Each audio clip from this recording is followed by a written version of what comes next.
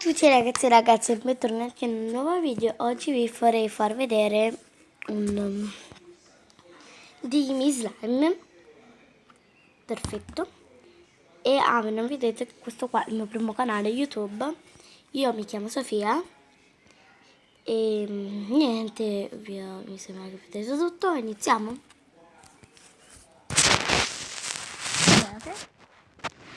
E allora vi farò vedere il mio primo slime, cioè non è il mio slime, è la mia adorata, aspettate, pasta furba, è bellissima perché, e sarebbe anche questa, guardate, si allunga tantissimo,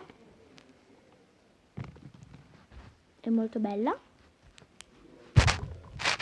e cambia anche colore, praticamente ora di questo colore, dopo man mano che sarà diventata un po' calda diventerà più o meno di un arancione chiaro, troppo chiaro. Vi voglio far vedere la mia pasta fluffy slime che è profumata, super soffice e scoppiettante. È questa, ok? Poi dopo vi dirò i prezzi. Poi c'è il mio macarons,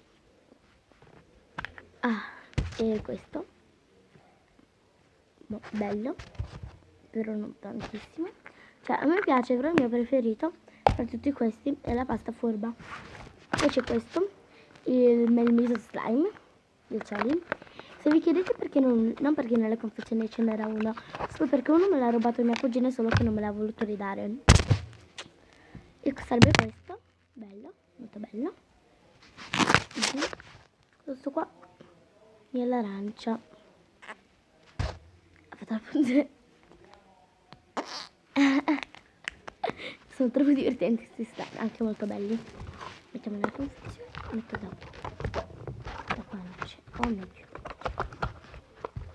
Ok, ora vi dirò i prezzi. Iniziamo dalla pasta furba. Questa qua è la prima. Allora, questo qua costava 3,50 €. Pasta furba.